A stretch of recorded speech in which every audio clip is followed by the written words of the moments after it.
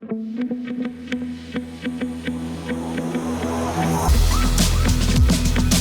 do we need to go to help address the challenges of the future security environment?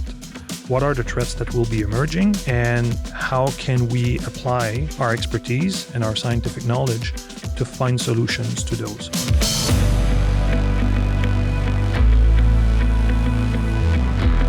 Hi, I'm Captain Adam Orton with the Canadian Army Podcast. Defense Research and Development Canada, or DRDC, is the brains behind a lot of the innovation that happens in the Canadian Armed Forces, solving problems and coming up with interesting technologies for use in soldiers' day-to-day lives. Here to talk to us about that is Jean-François Morel, who is the Director General, Research and Development, Science and Engineering at DRDC. Welcome to the podcast. Thank you. Thanks for having me. So, here's a big question to start off. Why does science matter in warfare? Well, science matters in warfare for many reasons. If you think about this, over the course of history, warfare has always been a place for innovation, where new techniques or new technologies are introduced in the battlefield all the time. There's many, many examples. So you can think of the introduction of airplanes during World War I, or precision-guided munitions and weapons during the Gulf War. Or more recently, as we look at what's going on in Ukraine right now, the massive use of drone is really changing how the soldiers are operating in the battlefield. So looking at the science and at the research and development is really critical on many levels. It's to ensure that Canada can stay current in the face of the evolving threat that we see in the security environment. It's also essential to anticipate and prepare for the future threats and challenge that Canada will face while deploying on operational missions. And finally, it's also extremely important for Canada to remain on par and interoperable with allies. And so how does DRDC do that for the Army? So the RDC has various ways of conducting research and development. So right from the get-go, I would say there's nothing that we do alone. The RDC is an organization that is really involved with partners all along the way. It starts first and foremost with the Canadian military, where we work with our military colleagues to understand their requirements in terms of research and development. And then with our staff of experts, of scientists, we try to transform these requirements into key scientific questions, key scientific problems that we can tackle and address to help resolve problems that the military may face or questions that they may have. So our role is really to tap into our vast networks of partnerships that we have, both nationally with industry, academia in Canada, but also with partners within the Five Eyes, for example, or within NATO, or in many other bilateral or multilateral partnerships, agreements that we have. And really, the goal that what we're trying to achieve by doing this is trying to find the best solutions through our scientific work, through the R&D work that we conduct to help resolve these problems. If I understand correctly from what you said, in a way, DRDC is an interface between the military and the world at large in terms of finding solutions, for lack of a better term, battlefield problems. Absolutely. So really, the military will understand the problems that they face. It can be through an exercise, it can be through being deployed in theater. And then they will come to us saying, okay, we face this problem right now. We have this challenge. Can you help? But defining the problem is actually pretty important, because having the right line of inquiry is essential for any scientist to be able to find the right answers. So the role of the RDC is really to be the science integrators into all of this, is trying to channel all the knowledge that exists, both internally within our own research centers that we have at the RDC, as well as tapping into the vast amount of knowledge that exists, in the civilian society, so universities, academia, industry in Canada, or within our partners as well, and try to bring this back to find the best solutions for the Canadian Armed Forces. Can you explain why the military does this research internally? It really requires a lot of expertise to be able to do this. Just to give you an example, when we hire scientists at the RDC, and we have about 700 scientists and more science workers even, because we also have engineers that work with us, very experienced technologists as well, and many other science workers.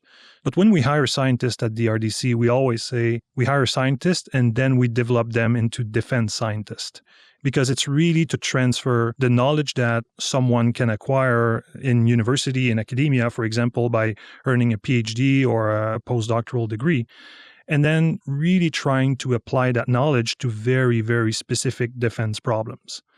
And just to give you one case in point, We have scientists at the RDC who work in the area of chemical and biological defense. As you can imagine, this is not something that you can learn in school. Even in the best Yeah. university in Canada or in our allies, chemical and biological warfare is not a subject of study, of inquiry necessarily. So this is something really that needs to be developed internally. It's an area of expertise really that is extremely specialized and also governed by very, very strict regulations and laws, even in Canada, with a lot of oversight. So we need to do that correctly. So when we hire scientists and science workers, really they spend years in developing the level of expertise that they need to be able to do the integration of science for the Canadian Armed Forces, understanding the problems, understanding the military life, what it is also to be deployed in operations, and then applying the scientific knowledge to try to solve these problems. You said that you have roughly 700 scientists. How is DRDC divided and how big is it in general? So DRDC writ large is an organization of about 1,500 personnel. Most of our scientists work in our research centers. So I'm responsible in my day-to-day role for the management of 6 of our 7 research centers at DRDC. So we have research centers in Halifax, then in Valcartier in Quebec City. We have 2 research centers located here in the National Capital Region in Ottawa. We have one in Toronto, and we have one in Suffield. On top of that, we have also a research center called the Center for Security Science that is dedicating its resources mainly to help with the national safety and security departments. And it's also located here in Ottawa. So most of our scientific workforce is working out of these research centers. So with all this horsepower, what projects are you working on right now that are interesting? Oh, there's so many. There's so many. Perfect. But I would say there's several areas of studies right now that we are doing that are particularly interesting and stimulating. I would say, for example, we are investing significantly right now in better understanding autonomous weapons system and how they could be applied in the military, in the Canadian Armed Forces. So both in terms of what types of capabilities that we need, but also how to defend against the threat that they may present. We are doing research as well in many areas related to quantum research is something that not only us here in Canada, but many of our allies are quite interested in, because quantum science, essentially the advancement in quantum physics, have really opened up the door to many new applications that can greatly increase the capabilities that we currently have. It can be in terms of sensing, in terms of computing, that will allow for potentially a revolution in terms of defense capabilities. There's many other problems as well in terms of supporting ongoing capital acquisition projects. And our role in this is really providing the scientific advice to the project team. So making sure, for example, that the requirements are well defined. They are based on the most recent advance in science, our most refined understanding of the technologies. From time to time, playing the honest broker role with industry as well, testing industry claims, making sure that they are on par with what they're claiming to be. Once again, to ensure that the capabilities that will be acquired by the Canadian Armed Forces is what it needs, essentially. So that's a very, very important role that we play. And also, we are doing many research that help essentially with the decision-making of the Canadian Armed Forces and of the Department of National Defense. Just to give you an example, in the context of the Army, for instance, think about any major defense acquisition projects that the Army is currently running. Buying new armored combat vehicles, for example, or trucks to support the troops. So defining the right fleet mix can become a very, very challenging problem, based on the number of personnel that will be using it, the location of the base where these platforms will be located, the maintenance schedules, all of that, combined with the budget that is available, it becomes a real optimization problem. And we have specialists who can come in and provide the best advice by running various studies to inform the project teams on the best fleet mix. How does the science side of the house interact with the troops on the ground to develop these requirements? Does the commander show up and say, I want a truck that does this, make it happen? Or is it more like approach from your side where you come up with ideas and then present them and there's an interaction there? How do these two things connect together? The process is fairly well established now, and the way it's run is each and every year we go back to, let's say, the Canadian Army or any other organization within national defense or the Canadian Armed Forces and ask for their list of requirements. And they engage us, and it's a discussion, really. So it's not just a list of requirements, it's really a discussion so we understand how we can best respond to the problems that are identified. Because at times, we simply don't have either the resources or the capacity to address some of the problems. Or it may simply be more rapid for, let's say, the Army to get an answer directly by engaging industry than going through an R&D organization like ours. So it's an ongoing discussions that we have, mainly with the force development community, to try to refine the problems that we will tackle. And then we develop the various R&D initiatives that we need to put in place to answer these questions. So basically, you'll sit down and you'll be like, okay, this is fairly straightforward. Not a lot of science required to solve the problem of we need fuel trucks. So we just maybe engage industry and get the fuel trucks or whatever. But on another hand, it's like development of counter drone weaponry. It's like, okay, we can't just go out and buy that off the shelf. Research is required. We need some informed decisions on how to do this.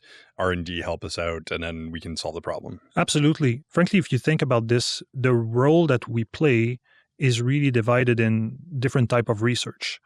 So there's the research that is essentially to address some quick hits.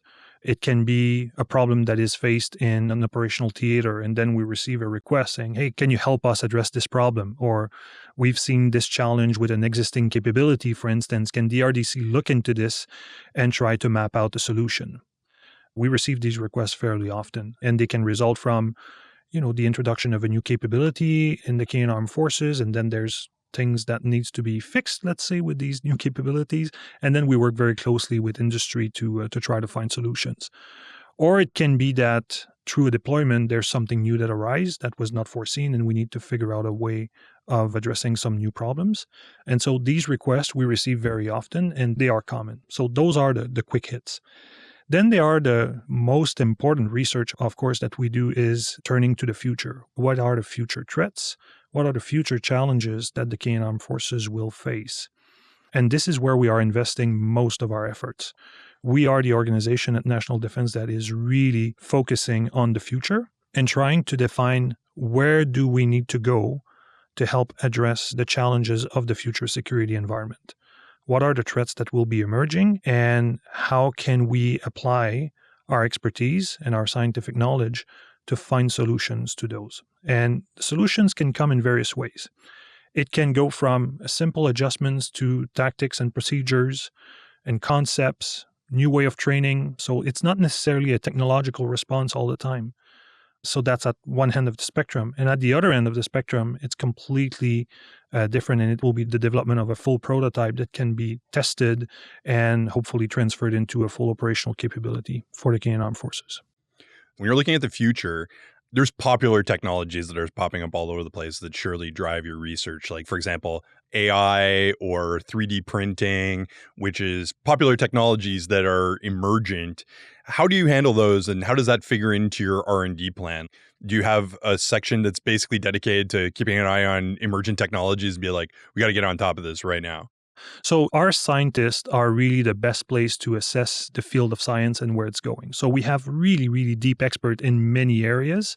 We are keeping an eye on all of these new technologies that you identified and many, many others. We also have a small cell within the DRDC that is doing the technological and scientific forecast. So not only what we are seeing now in the marketplace, but those that are really looking at science fiction for us now, but potentially in 20 or 30 years will be very real in terms of applications.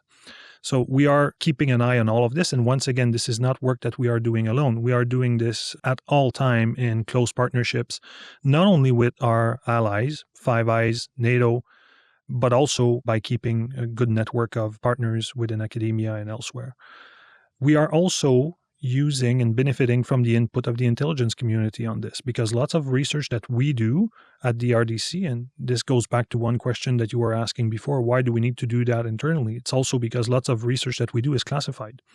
because it is applied to military problems, we need to be quite careful about what we share externally, and we need to be able to conduct the research in secure facilities that we have at DRDC. So we do research at the secret and even top secret level that cannot be widely shared in the open. So that's also very important. What is the most secret thing you can talk about on this podcast? I'm not going to talk about that. That would have been a good one, though. Yeah. All right. Maybe a little bit of an easy opening question at the beginning there is, what role does science play? Because everybody knows arms race, like somebody comes up with a better piece of armor, so somebody comes up with a better, rifle or whatever, and it's just ongoing escalations. But something that we learned about in a previous podcast on human performance is that research in science doesn't have to be limited to technological arms race items. What other subjects are you looking at outside of that technological weapons spectrum and equipment and vehicles and stuff? You're absolutely right. Our expertise is not only related to technological advancements. So, for example, at our Toronto Research Center, it is a center that has a wide array of expertise in human domains. So we have psychologists that work there, political scientists, people that are really looking at how the various military technologies are influenced by the operators, by the human behind the technology as well.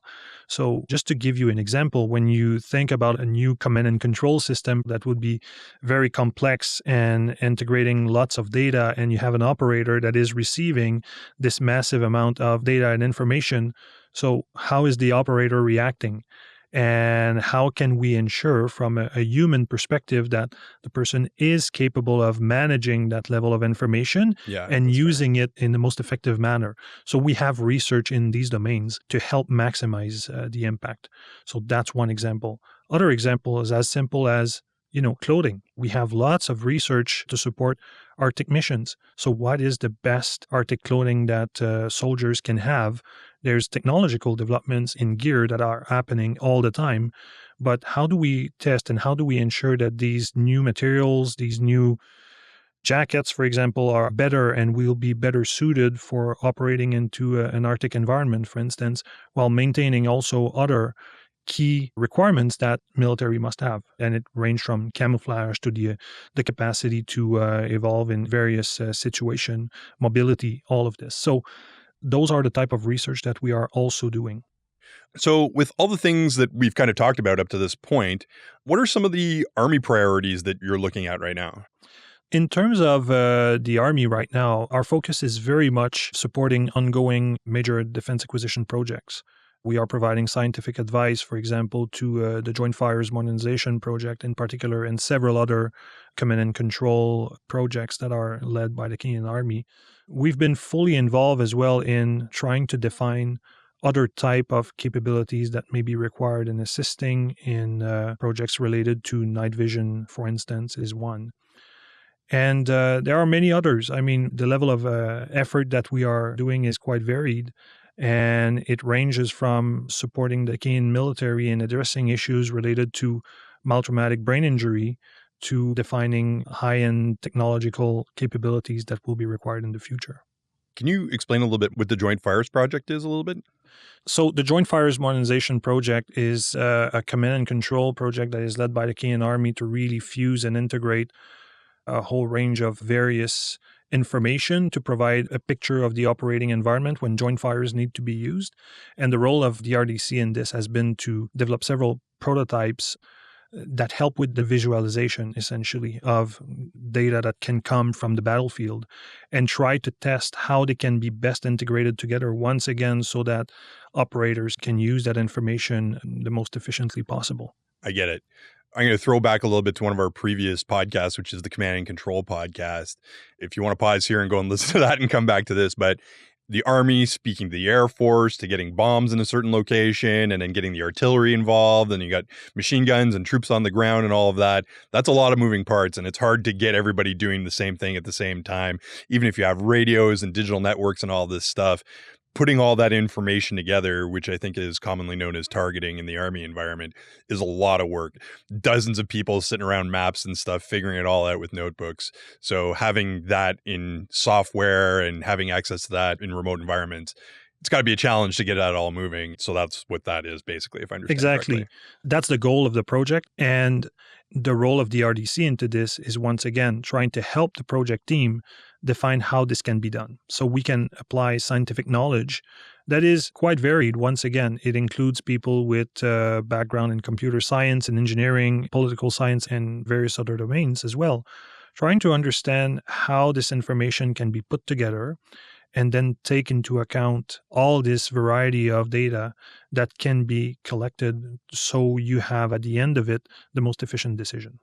User accessibility is something that can't be overrated because a lot of soldiers spend a lot of time learning all sorts of things: how to drive vehicles, how to do maintenance on turrets, weapon maintenance, drill, leadership, personnel administration, coordinating attacks, and all of this stuff. And there's only so much time in your day that you can spend becoming a subject matter expert on some software or whatever. So it has to be user accessible. You can't spend weeks and weeks and weeks training on something because there's other things happening. Becoming a subject matter expert in command line interfaces is not something you can just do. So having somebody present you with a piece of equipment that's easy to use, that you can just look at and immediately know, okay, this is the range for my artillery, this is my range for my tanks, this is my range for this, everything displaying on one page, can be really handy. But otherwise, it's markers and like hours and hours of drawing and figuring it all out. So having access to that in a handy dandy little tablet or whatever can really make a difference between spending 17 hours figuring something out in 27 minutes. Yeah, you're absolutely right there. And we often are able also to provide that type of advice by supporting exercise in various ways, by sending scientists, for example, to be observers in exercise and providing some advice as to how we can get the most out of it in the future and how to help design the most efficient synthetic training environment. So this is also key in terms of the scientific advice that we can provide. You know, I feel like one of the challenges of doing this podcast in particular is there's a lot of things that are being worked on that we can't necessarily talk about because they're classified at different levels. But are there any interesting things that soldiers would be interested in now that you're working on that you can talk about? Oh, there's lots of things that I would like to talk about more, but that I can on a podcast right. setting. But one capability and one area of research that we are involved in that is really pretty interesting in terms of applications and pretty important is high energy weapons, essentially lasers that will help address a whole range of issues. So we are working on right now the application of lasers for counter improvised explosive devices, for example, using lasers to detonate explosives in a more efficient manner. It's also a key application that we can see to address the counter UAS threat.